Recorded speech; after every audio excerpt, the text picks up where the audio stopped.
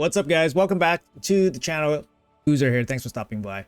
In today's video, we're going to talk about some key points here as it reflects to some of these current events that are happening right now. There's a ton of stuff happening, and I like to take this moment just to bring back to one of our key focus points kind of in this channel, in this game, to be honest, and that's patience. Patience should be one of the strongest things or attributes a strong free-to-play player will have in this game. And since there are so many events happening right now, the patience definitely pays off here. So what exactly am I talking about? So one, in this summon pool from the past, there was a previous summon pool with the soul stones. I didn't pull, and instead I decided to hold off, basically looking for a soul stone chase. So in this case, there is a active soul stone chase that happened after the soul stone prism event. And here we're going to get a free, basically a free pull. It's going to be, I believe, at least a 3-star or 2-star epic, I believe. So you're not getting too much, but you're getting a little bit that's going to help you towards the soul chase tournament.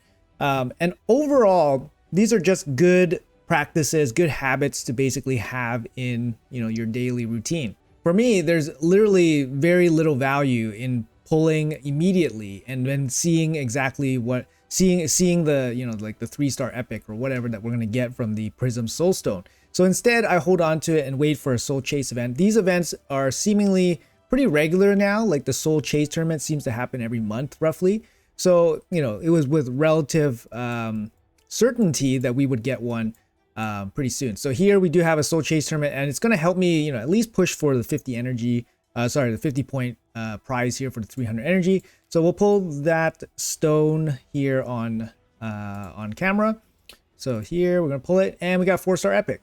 There you go. We got a little bit of extra points here. 4-star epic. We got 30 points towards the 300 energy, and I didn't even have to pull a single soul stone to get so close to that energy. 300 energy is pretty decent.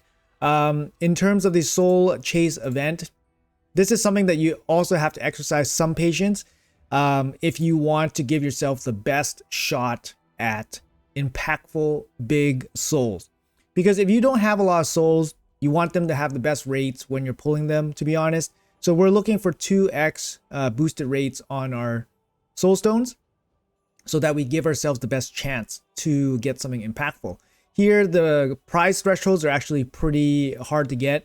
This prism crystal at 1,300 points is extremely difficult to get. It could probably take you, on average, it's probably going to take you at least 100 small ones and maybe at least a dozen medium ones as well to get this. Is deceptively, it looks in your reach, but it's definitely not. These are for spenders. These events are definitely for spenders, and it makes it double hard because there's no boost right now. So there's no boost on any of these rewards. So I think any of this is actually quite difficult to get right now. So I'm just happy picking up the 300 energy. I'm just going to call it quits. I'm not going to pull anything too significant there. The second point I want to bring up is the actual Prism event. So for this active Prism summon pool event, there's some pretty good champions here, right? Actually, I think any one of these champions are actually really good. Even most of these epics are pretty good, like Husk, Ruella, Roll Guard here, Venom Mage, like Magnar. These are like top epics. And then you have the legendaries, which are all pretty good in their own right, to be honest. Trunda, obviously very insane. He-Man's pretty good by himself. Like, to be honest, the worst one here that I would be like the most unhappy about would probably be Hefrak. Because Hefrak's kind of like just a damage dealer, but of course he has some special things about him being a damage dealer, so he's kind of cool that way. The other champions, are pretty good in their own right, or excellent in their own right. Because if you bring up the calendar here, on the weekend, we have a already given to us champion chase happening. So when this champion chase happens, it's going to give us freebie points just by waiting a little bit and pulling it during the proper event. So like I said, there's a champion chase already in game. It's a given. Just save your prism pulls for this event. You're going to get at least 250 points per prism pull, right? Because you're guaranteed at least an epic. And getting those points just makes the chase that much easier, especially if you're going for Titan points. Then, it's just going to make it that much easier for you guys. And of course, if you get lucky, then that's 500 points. How can you say no to that? Well, The other big thing that you need to be considering about, so I'm going to do the legwork here for you guys, is that you have to double check the dates and timing of when these events end and when they start. So here you can kind of see that the Savage Summon Pool event kind of ends here, and then the start of the chase does happen. So I did the legwork here for you guys, and I'm just going to double check the time. So the way you do that is basically you click the event, and then you click this little calendar here, and then basically go to Google, and then it'll load up this Google Calendar sheet here. So in Google Calendars, the champion chase will happen on December 13th. Well, this is my time at 12 a.m. So it's starting at 12 a.m. And then you look at the Summon Pool event, it's ending at 1 a.m. on the 13th. So you basically have 1 hour overlap. This isn't always the case. This only happens like occasionally, but there usually is some overlap, usually more than 1 hour between the Summon Pool and the, chase or Summon Rush, or chase pool in this case, that only applicable.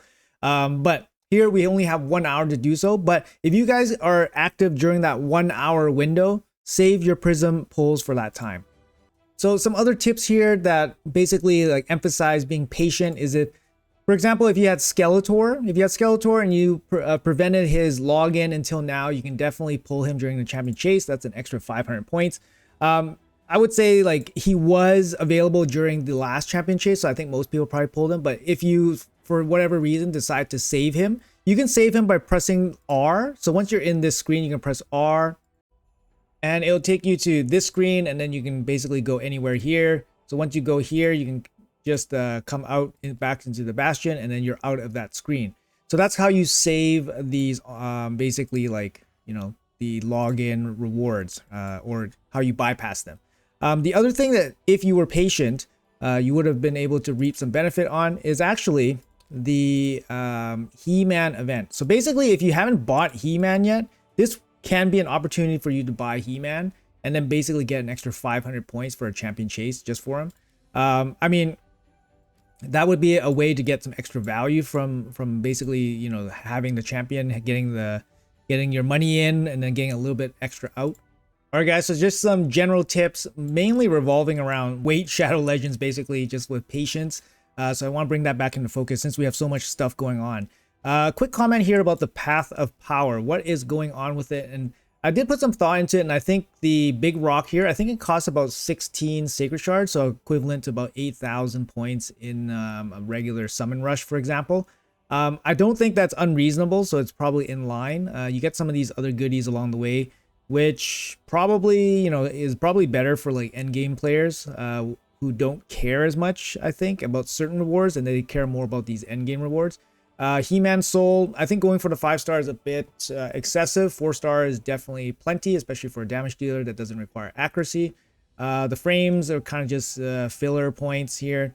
It's a little bit, it's a little bit not great, especially with the way the points are broken down. So you have 210 points here, which is a little bit interesting. Personally, for me, I think I'm going to leave 100 points on the table. So what I'm going to do is probably get the 30, 30, and 50.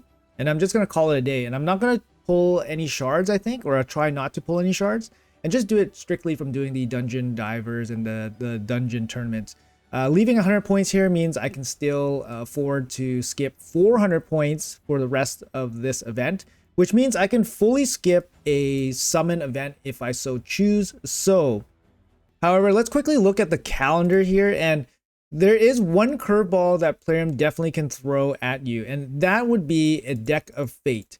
If Plarium throws a Deck of Fate in the second half of the event, and of course there's Titan points involved in the Deck of Fate, it's going to be very difficult for people to basically scrounge up remaining points. And this can be a point of failure for a lot of people because Deck of Fate is very much an all or nothing type of scenario, especially if, you have to hope RNG is on your side to get those points. You can't really hope. If you want to guarantee that you're going to complete it, you need an all or nothing mentality. So a Deck of Fate in the second week, if you're running too low on Titan points, can be a recipe for disaster. So that's why I recommend picking up at least some, giving yourself at least a little bit of room to breathe. So I think for me, I'm going to pick up 210 and I'm just going to call it a day. So I'll pick up the 30, I'll pick up the 30 and then the 38, and I'm just going to call it a day here. I'm going to go for 1,000 of these coins, which are a little bit more useful than this. But yeah, that's going to be it for me. Just going to take it easy for the for the rest of the week in terms of summonings. And then we're going to take it easy for the soul chase. So it's a lot of taking it easy. There's a lot of taking it easy right now. And then we'll look forward to the champion chase and see what they have going on for the champion chase. There's a Sand Devil tournament here. So if you want to go some extra points, extra energy into here just to get the pull, it's probably not a bad investment considering that the legendary pulls are pretty good. So, and it does line up with the champion chase this weekend as well. Anyways, guys, just a quick rundown on everything. Of course, there's a focus on just being patient, read things through before you do anything, just so you guys can get some extra rewards for your resources that you're putting in. A lot of people ask me, like, oh, how do you have so much stuff? A lot of times it's like, well, I get stuff in return for spending my stuff, right? And then in the end, I'll have more stuff. So that's kind of how I think about it. Obviously, like being an end game player, you just accumulate more stuff a lot more easily, and then you can afford to save stuff, especially shards and all that stuff. But you know, like these practices and habits, they definitely net you more stuff in the end. So if you guys, you know, just want to refocus what you guys are doing, yes, it's a lot of stuff happening in live events, but definitely just refocus yourselves. Remember, be patient. You don't have to pull the first second the events are live. Wait until, you know, maybe the end of the event if you can, and then, you know, see exactly what's happening. Maybe you have to reassess your plan. Just an example, right? Anyways, guys, that's going to be it for the video. Just a quick little reminder for everybody. Hopefully you guys have a great day so far. Let me know in the comments below what you guys think. If you guys have any quick tips on what's going on right now, that'll be appreciated as always. Appreciate your time as always. Thank you guys, and have a great day.